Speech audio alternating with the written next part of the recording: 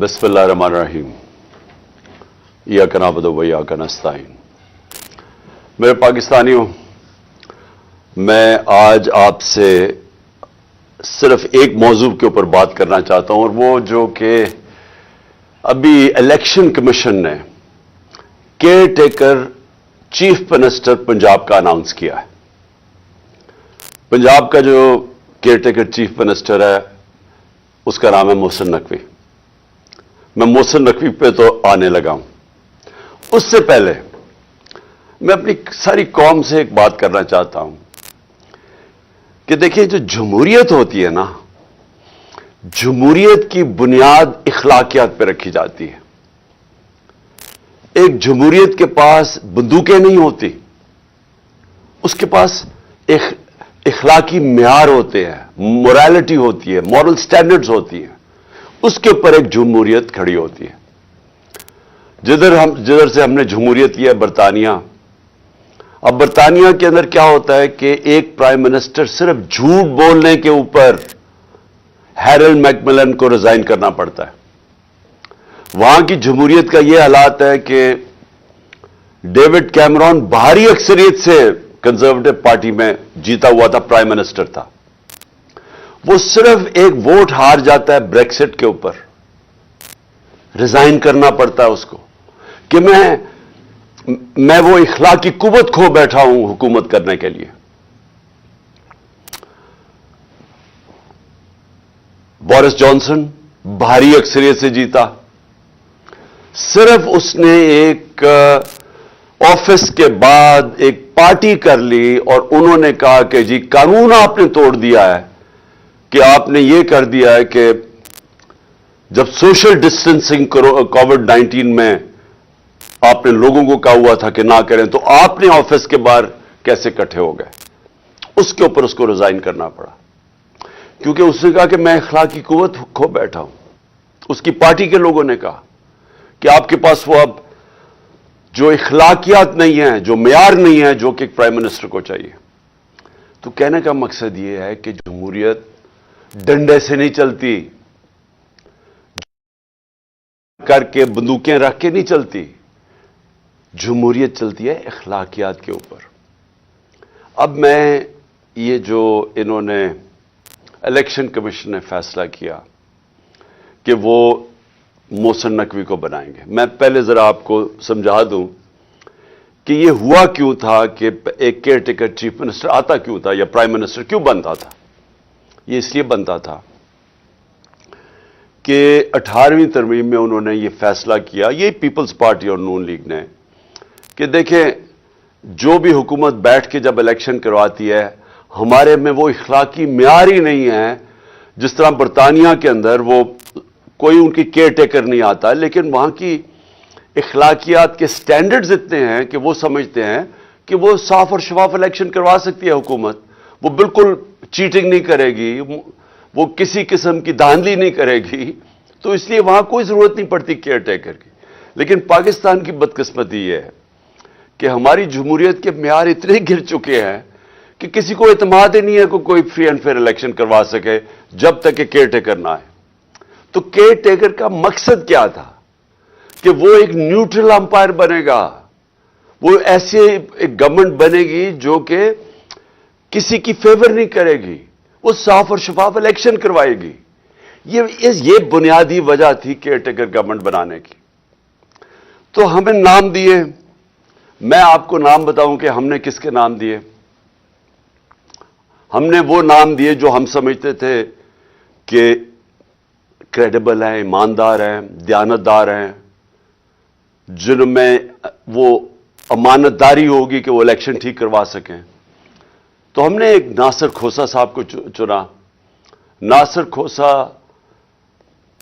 शहबाज शरीफ के chief secretary रह चुके हैं, नवाज शरीफ के प्रिंसिपल सेक्रेटरी रह चुके हैं।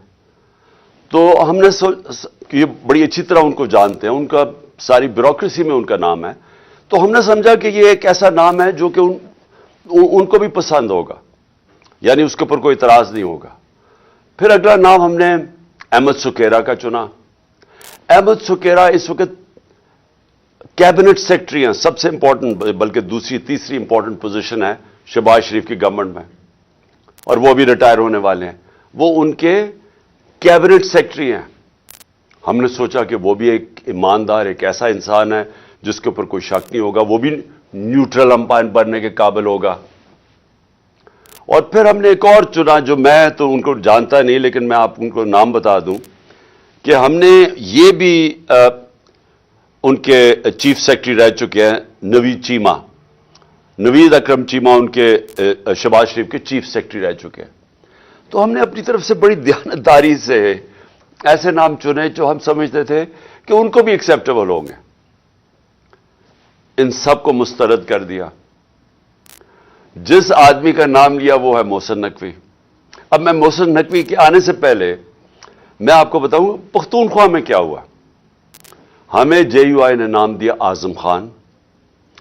आजम खान एक बहुत रिस्पेक्टेबल इंसान है पख्तूनख्वा के अंदर। आपको पता हमारे जेयूआई के साथ बड़े इख्तलाफात हैं, लेकिन क्योंकि उन्होंने हमारी पार्टी 2/3 अक्सरियत लेके बैठी हुई है, केपी में बैठी हुई थी, लेकिन क्योंकि उन्होंने एक सही नाम दिया हमने तस्लीम कर लिया और वो आज वहां के केयर टेकर चीफ मिनिस्टर बन गए। लेकिन यहां देखिए क्या होता है। मोहसिन नकवी जिनको इन्होंने और इलेक्शन कमीशन ने मुंतखब किया है, मैं सबसे पहले तो इलेक्शन कमीशन, मैं ये आप सबके सामने पहले कह चुका हूं, मैं फिर कहना चाहता हूं, मैंने इतनी बददियानतदार इलेक्शन कमीशन अपनी जिंदगी में नहीं देखी। मैंने ऐसी इलेक्शन कमीशन देखी नहीं जो इतनी बेशर्मी से तहरीक इंसाफ के खिलाफ, हर फैसला इनका हमारे खिलाफ आता है।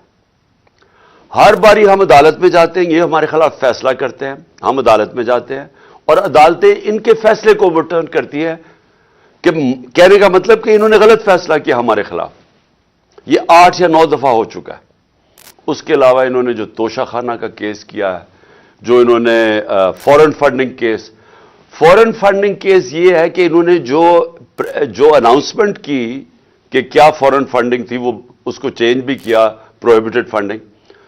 उसके बाद वो अनाउंस करके जो पब्लिक रिलीज की, उसके बाद एक पैराग्राफ ऐड कर दिया जिसका कोई ताल्लुक ही नहीं है उससे कि जी इमरान खान ने कोई फंडिंग में गलती की है। ये सारे अदालत में केसेस हैं। और वो जो तोशाखाना का केस है वो इतना बड़ा मजाक है, और उसका सबसे बड़ा मजाक इस तरह उड़ा कि लाहौर हाई कोर्ट ने जब कहा कि हम सारों के जितने भी पीछे प्राइम मिनिस्टर रह चुके हैं, हमें उनकी डिटेल्स दें उनके तोशाखाना की, कि क्या क्या उनको किस किस्म के उनको गिफ्ट्स मिली। तो ये गवर्नमेंट जिसने मेरी सारी इंफॉर्मेशन दी थी तोशाखाना की, वो उधर जाके कहती है, वही गवर्नमेंट लाहौर हाई कोर्ट में, कि जी ये सीक्रेट है, ये हम बता नहीं सकते, हम बाकियों के केसेस नहीं बता सकते कि बाकियों को तोशाखाना में क्या मिला। और वो मैं आपको बताता हूं क्यों नहीं बता सके, क्योंकि नवाज शरीफ ने गाड़ी ली है वहां से तोशाखाना से, जो इलीगल है, गैर कानूनी है, चोरी की है, और 3 गाड़ियां चोरी की है आसिफ जरदारी ने तोशाखाना से, और यूसुफ रजा गिलानी इसमें मुलव्वस है। तो इसलिए वो कहते जी हम बाकियों का नहीं बता सकते। तो सिर्फ इमरान खान के लिए सीक्रेट नहीं है, बाकियों सब के लिए सीक्रेट। तो मैं सिर्फ बताना चाहता हूं कि ये इलेक्शन कमीशन जिस तरह की इसकी हरकतें हैं इस मुल्क में, हमने कभी ऐसी इलेक्शन कमीशन नहीं देखी। अभी कराची का जो इलेक्शन करवाया है, शर्म आनी चाहिए कि आपने इसको इलेक्शन भी कहते हैं। हमारा दसका में इलेक्शन हुआ, 22 सीटों के ऊपर, सिर्फ 22 पोलिंग स्टेशन के ऊपर रिटर्निंग ऑफिसर ने उसके ऊपर कोई ऑब्जेक्शन की कि इन पे फिर पोलिंग होनी चाहिए। उसने सारा इलेक्शन खोल दिया जो तकरीबन 400 पोलिंग स्टेशन का था। तो ये इसकी हिस्ट्री है। अब ये जरा मैं आपको मोहसिन नकवी का बताना चाहता हूं, ये आदमी कौन है। सबसे पहले जो रजीम चेंज हमारे खिलाफ हुई, जब ये पूरी साजिश हो रही थी, तो हमारे पास मैं तब गवर्नमेंट में था, तो मुझे आईबी की बाकायदा रिपोर्ट्स आती थी कि जो सबसे एक आदमी ने सबसे ज्यादा कोशिश की हमारी हुकूमत गिराने की, उसका नाम मोहसिन नकवी था। ये भागा फिर रहा था, ساری جگہ کبھی نواز شریف کو پیغام لے کے جا رہا ہے زرداری کا، تو کبھی زرداری کے ساتھ مل کے سندھ ہاؤس کے اندر بیٹھا ہوا ہے، لوگوں کی حرام کے پیسے سے لوگوں کو خرید رہا ہے. یہ سب پیش تھا. ہر جگہ محسن نقوی کا نام آتا تھا کہ اس نے سب سے زیادہ کوشش کی اس کانسپریسی کو کامیاب کرنے کے لیے. اور یہ وہ ایکس آرمی چیف کو بھی ملتا تھا جس کی اصل تو ماسٹر مائنڈ وہ تھا. لیکن جتنے بھی پلیئرز اس کے ارد گرد تھے اس میں ایک پلیئر جس کا سب سے زیادہ نام آتا تھا اس کا نام محسن نقوی تھا. تو یہ اس کو جس کو زرداری کہتا تھا یہ میرا بیٹا ہے، یعنی زرداری نے اس کو اپنا بیٹا بنایا ہوا تھا. اب یہ سوچ لیں کہ اس کا کیریکٹر کیا ہوگا کہ زرداری جیسا آدمی جو انٹرنیشنلی ساری دنیا زرداری کو جانتی ہے کہ کرپٹ ترین آدمی ہے، اس کے اوپر کتابوں کے اندر انٹرنیشنلی کتابوں میں زرداری کا چوری کا ذکر ہے. آج سے 30-35 سال پہلے اس کو مسٹر 10% باہر کی دنیا میں کہنا شروع ہوا، اس کا نام رکھا گیا. اس کے اوپر مضمون نکلے ہوئے ہیں اخباروں کے اندر اس کی چوری کے اوپر. اس زرداری جس کو اصل میں نیب میں جیل میں ڈالنا چاہیے تھا اور جیل میں گیا اور بچایا گیا، ہمیں سب کو پتا ہے کہ NRO2 کی وجہ سے جو جنرل باجوہ نے دیا سب بچ گئے. وہ زرداری اس کو اپنا بیٹا سمجھتا ہے، اور وہ جو بیٹا ہے اس کی کیا اخلاقیات ہوں گی آپ کو پتا ہونا چاہیے کہ 2008 میں اس نے 35 لاکھ روپیہ نیب کو واپس کیا تھا، تسلیم کیا تھا کہ میں نے چوری کی ہے، اس لیے میں 35 لاکھ روپیہ آپ کو نیب کو واپس کر رہا ہوں. یہ وہ آدمی ہے، نہ اس کے اندر وہ اخلاقی معیار ہے، نہ اس کے اندر وہ غیر جانبدارانہ صلاحیت ہے جو کہ ایک کیئر ٹیکر میں آنا چاہیے. اور اس کے بعد اگر کسی کو کوئی شک ہے کہ یہ تحریک انصاف کا بدترین دشمن ہے، اس کی جو چینل 24 کا بھی اٹھا کے دیکھ لیں، اس میں مسلسل تحریک انصاف کے خلاف پروپیگنڈا چلتا رہتا ہے.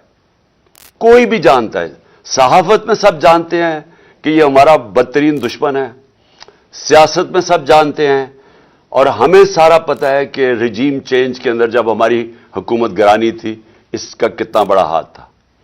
اب اس آدمی کو اگر انہوں نے بنایا ہے اس پنجاب کا کیئر ٹیکر چیف منسٹر، تو اس کا کیا مطلب ہے؟ اس کا مطلب یہ ہے کہ اس کے پیچھے وہ لوگ ہیں جنہوں نے کاٹا ڈالا ہوا ہے عمران خان کے اوپر، جنہوں نے فیصلہ کیا ہے کہ عمران خان اب کامیاب نہیں ہوگا. وہ لوگ جن کو ابھی تک میں پھر سے کہتا ہوں نہ تاریخ کا پتہ ہے، نہ ان کو سیاست کی سمجھ ہے، نہ ان کو پتہ ہے کہ کاٹا مار کے اس ملک کو کتنا بڑا نقصان کیا گیا ہے ہماری تاریخ میں. میں یاد کرانا چاہتا ہوں کہ مجیب الرحمان کے اوپر کاٹا ڈالا گیا تھا، ملک ٹوٹ گیا. جب پیپلز پارٹی پہ ذوالفقار علی بھٹو پہ کاٹا ڈالا گیا اور اس کی پیپلز پارٹی پہ، تو خاص طور پہ کراچی میں MQM بنائی گئی، اس کا کراچی کے اوپر کتنا نقصان ہوا آپ اندازہ ہی نہیں لگا سکتے. کہ دبئی شاید اتنا اس وقت جب ابھر رہا تھا تو کراچی سے لوگوں نے جو انتشار ہوا تھا کراچی، انہوں نے دبئی میں جا کے کاروبار شروع کیے تھے، اور پھر وہی MQM کے اوپر جب کاٹا لگایا تو حقیقی بنا دی. پھر جو آج بلوچستان میں ابھی تک وہ آگ نہیں بجھی جو کہ نواب اکبر بگٹی کے اوپر کاٹا لگایا گیا. یہ جو سیاستدانوں کے اوپر کاٹا لگایا جاتا ہے، یہ ملک نے بڑی بھاری قیمت ادا کی ہے. اور یہ بند کمروں میں جن لوگوں کو سمجھ نہیں ہے وہ جب لگاتے ہیں تو یہ ملک نقصان اس کا اٹھاتا ہے. اب عمران خان کے اوپر فیصلہ ہو گیا کاٹا لگانا. کاٹا لگانے کا یہ سامنے اب آ گیا محسن نقوی. محسن نقوی نے اب کرنا کیا ہے، یہ میں ابھی آپ کے سامنے پیشن گوئی کر رہا ہوں، کیونکہ یہ اتنے بیوقوف لوگ ہیں جو یہ کرتے ہیں کہ ان کو یہ نہیں پتا کہ ساروں کو ان کے پلان کا پتہ چل جاتا ہے پہلے سے کہ یہ کیا کرنے جا رہے ہیں. یہ کیا کرنے جا رہے ہیں، یہ پہلے یہ اب آ گیا محسن نقوی. یہ اب وہ سارے وہ لوگوں کو لے کے آئے گا، پولیس والوں کو اور بیوروکریٹس کو جو ہمارے سخت مخالف ہے، جن لوگوں کو یہاں पावर दी जाएगी ब्यूरोक्रेसी में और पुलिस में, जिनका वन पॉइंट एजेंडा होगा कि तहरीक इंसाफ को अब कैसे दबा रहा है। सारा पोलिंग स्टेशन इलेक्शन का स्टाफ होगा, वो चुन चुन के लगाया जाएगा कि धांधली, कैसे धांधली करके तहरीक इंसाफ को हराना है।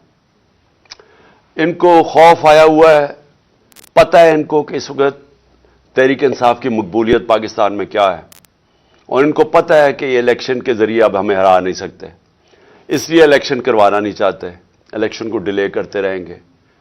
और कोशिश इनकी अब तक यही रही है कि किसी ना किसी तरह इसको डिले करें।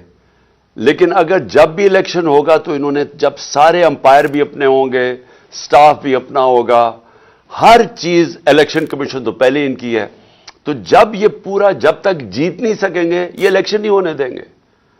और केसेस होंगे, इमरान खान को डिस्क्वालीफाई करो, उसको जेल में डालो, पीटीआई के लोगों को, जो लीडर्स हैं उनके ऊपर केसेस करो, उनको उलझा दो, वर्कर्स को पकड़ो, अंदर डालो, एफआईआर करो। ये बिल्कुल जो जरदारी का जो फॉर्मूला सिंध के ऊपर जो कंट्रोल करके बैठा हुआ है वो ऐसे ही है। कोई इसकी जरदारी की पब्लिक में, ये डरता है पब्लिक में जाते हुए।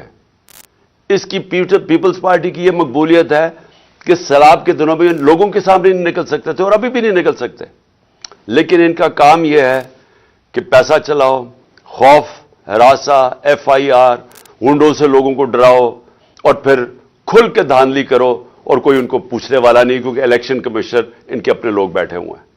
तो ये भी अब कराची का जो जिस तरह का इलेक्शन करवाया गया, ये इनकी कोशिश है कि ये अब सब कुछ कंट्रोल करके अपना इलेक्शन करवाएंगे। मैं वैसे आपको बता दूं, हमने पूरी अपनी कोशिश की।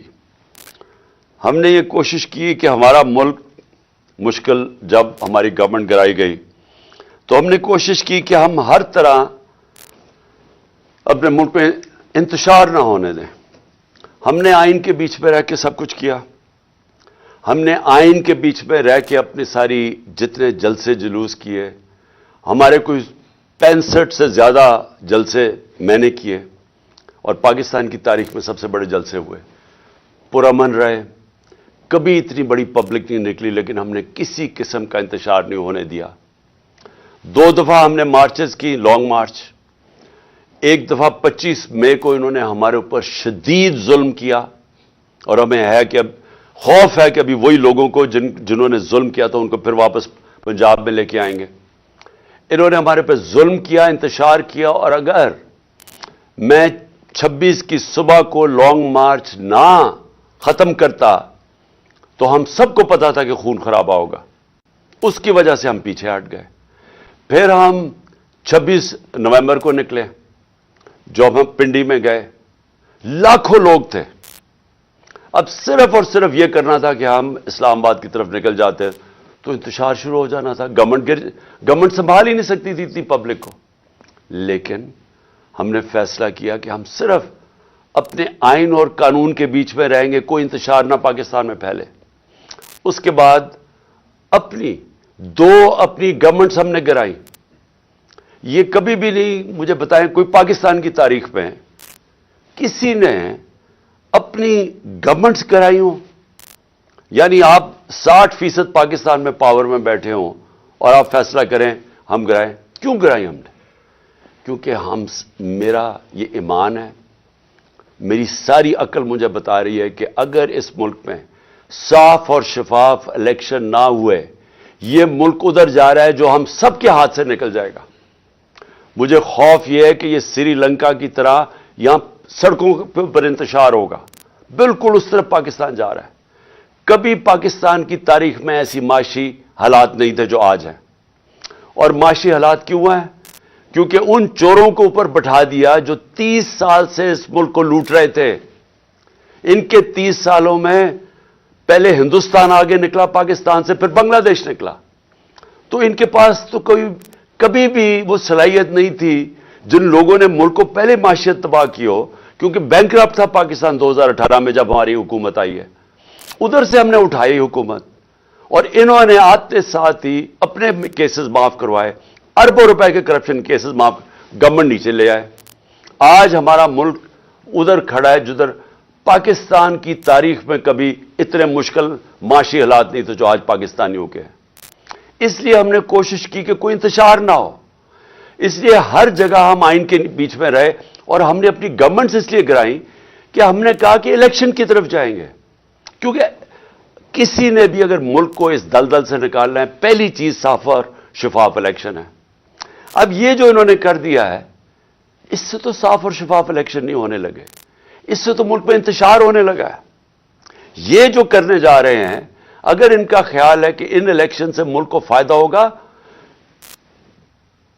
ایک پارٹی کو اور ایک پارٹی کے چیئرمین کو باہر کرتے کرتے یہ ملک کو وہ نقصان پہنچانے لگے ہیں کہ مجھے خوف آ رہا ہے کہ یہ جس طرح ایسٹ پاکستان علیحدہ ہوا تھا وہ اس طرح کا نقصان نہ پہنچا دیں. تھوڑے سے چوروں کو جن کی ساری دولت اور پیسہ پاکستان سے باہر ہے, جن کا سٹیک ہی پاکستان میں نہیں ہے, جن کے بچے جائیداد, علاج, پراپرٹیز, بزنسز اربوں اربوں ڈالر کی اس ملک سے چوری کر کے جو باہر لے گئے ہیں, ان کو کیا فرق پڑے گا اگر پاکستان نیچے جاتا ہے؟ فرق تو ہم لوگوں کو پڑے گا جن کا جینا مرنا یہاں ہے, جن کی کوئی باہر پراپرٹی نہیں ہے, جنہوں نے باہر کمایا بھی تھا تو سب کچھ آج اپنے ملک میں ہے. نقصان تو ان کو ہوگا, اور یہ اس طرف لے کے جا رہے ہیں پاکستان کو. ہم کوشش کر رہے ہیں کہ کسی طرح اس ملک کو نکالیں اس مشکل سے, یہ مزید اس طرف پاکستان کو دھکیل رہے ہیں. اور یہ وہ چیزیں کر رہے ہیں جو یہ سمجھتے نہیں ہے کہ قوم بدل چکی ہے, یہ سمجھتے نہیں ہیں یہ سوشل میڈیا کا زمانہ ہے, یہ سمجھتے نہیں ہے کہ شعور کتنا آ گیا لوگوں کے اوپر. اس لیے میں آج اپنی ساری قوم کو کہنا چاہتا ہوں کہ یہ جو تباہی کا راستہ ہے, یہ تباہی کا راستہ ہر اس پاکستانی جس کا جینا مرنا پاکستان میں ہے, اس سے بچانے کے لیے آپ سب کو پرامن طریقے سے احتجاج کرنا پڑے گا. یہ آپ کا سب کا آئینی حق ہے, یہ آپ کا انسانی حق ہے, ہیومن رائٹ ہے آپ کا. جب آپ دیکھ رہے ہیں ملک میں اس طرح کی ظلم اور ناانصافی, اس طرح کے لوگ جن لوگوں کو جیلوں میں ہونا چاہیے جو اوپر آ کے بیٹھ جائیں, اور جب آپ واضح طور پہ دیکھ رہے ہیں کہ قوم امر بالمعروف سے اٹھ گئی ہے, اللہ کا حکم ہے کہ اچھائی کے ساتھ کھڑے ہو. یہ سارے وہ لوگ, یہ جو آدمی 35 لاکھ روپیہ چوری کر کے جو واپس دے کے آیا ہے نیب کو, وہ پنجاب کا چیف منسٹر بنے گا, اور اوپر سارا کرپٹ ٹولہ سینٹر میں بیٹھا ہوا ہے, 60% کیبنٹ ضمانت پہ ہے کرپشن پہ. اگر ہم اپنی آواز اب نہیں بلند کریں گے تو ہمارے لیے آگے مزید اور مشکلات آ رہی ہیں سامنے.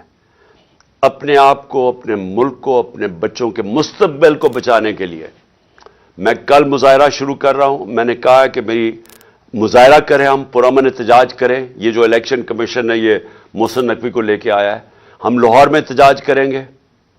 اس کے بعد اگلے دن پنڈی میں احتجاج ہوگا بدھ کو. اس کے بعد ہم فیصل آباد میں احتجاج کریں گے, ہم ملتان میں احتجاج کریں گے. ہمارے ہر روز پاکستان کے مختلف شہروں میں احتجاج شروع ہوں گے.